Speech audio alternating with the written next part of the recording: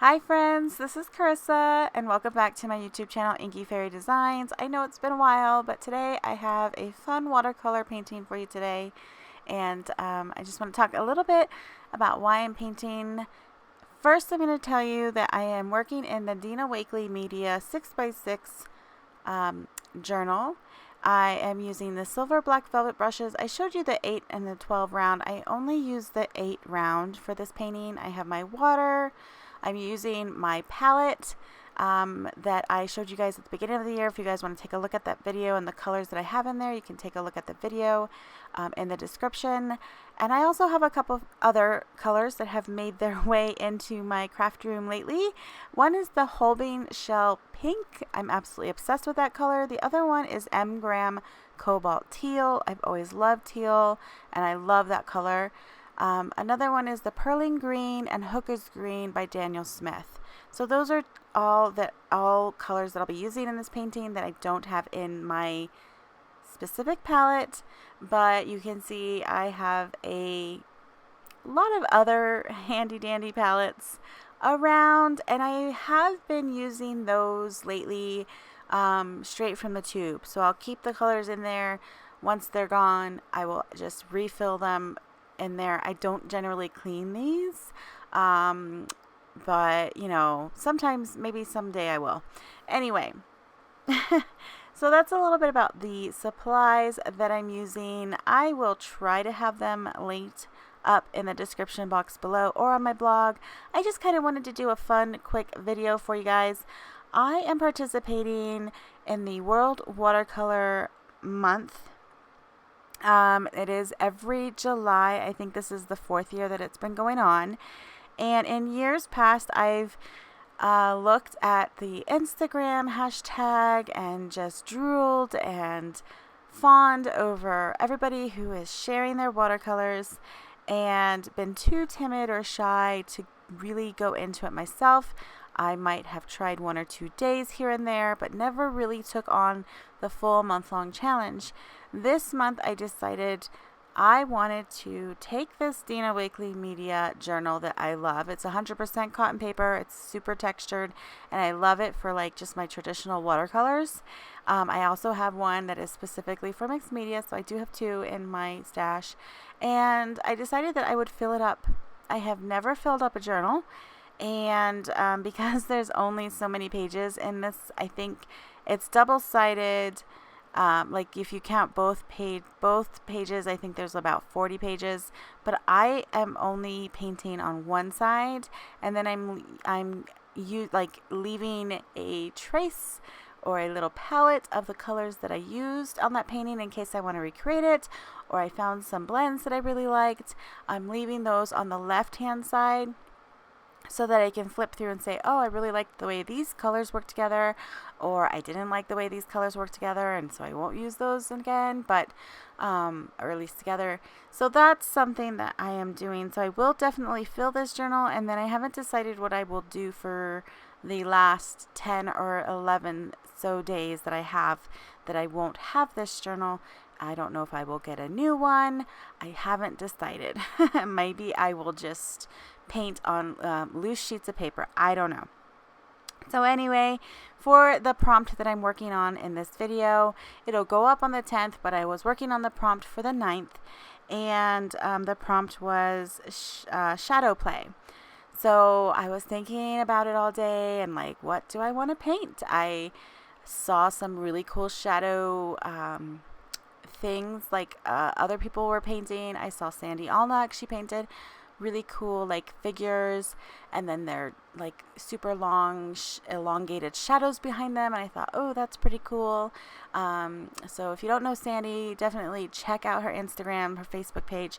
She is one of the ambassadors of World Watercolor Month this year, and she is posting a video a day, so at least like short videos on her Instagram. I haven't checked her YouTube channel. So I sat down and I decided I wanted to do a mug.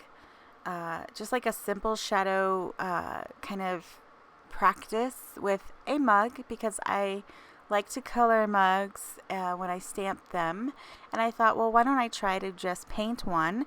I didn't sketch it beforehand. You saw exactly what I started with, just a blank paper, and I just added some watercolor paint and went from there. I mean, a mug is a very basic shape. That's why I kind of thought of it, and I thought it would be fun to add some color to the mug and then add like a really fun drop shadow.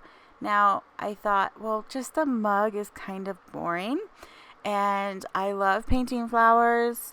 I want to get better at painting flowers, and so I thought, well, why don't I fill this mug with some peonies and some random flowers and see how it goes. So that's what I did, and I'm really happy with the way that it turned out. At this point in the painting, I was like, oh, I didn't really care for it. I wasn't sure where it was gonna go, so I just added some more filler leaves.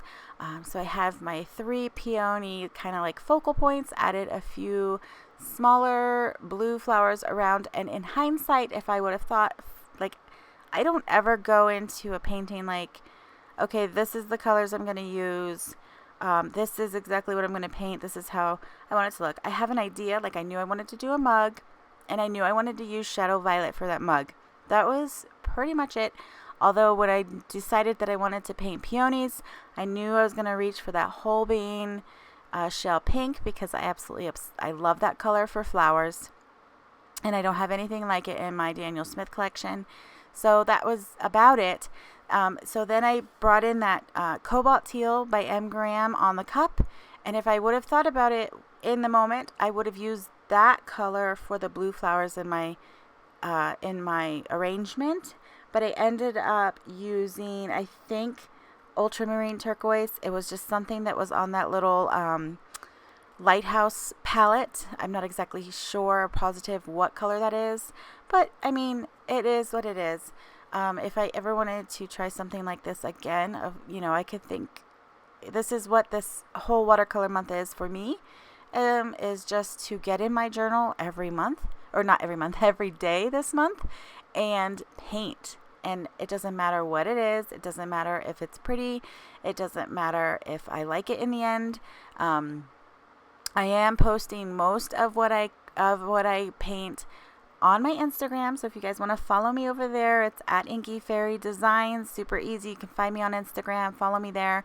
And I am posting every day what I have painted for that day of World Watercolor Month. Sometimes I paint late at night. I don't post it till the next day, but I have painted every day except one day because it was my daughter's birthday party and I just didn't get to it. I was just too tired. I didn't get to it that day, but I'm going to make it up. I know there's going to be a day where I am super painty and I want to paint more than one in my journal. So I know I'll make it up, but for me, at a challenge, having gone all but one day is amazing. So you see my camera cut out. I just added a few more leaves to the cup to kind of look like they were falling over, and kind of shadows underneath the big fluffy peony. So that's all I did off camera.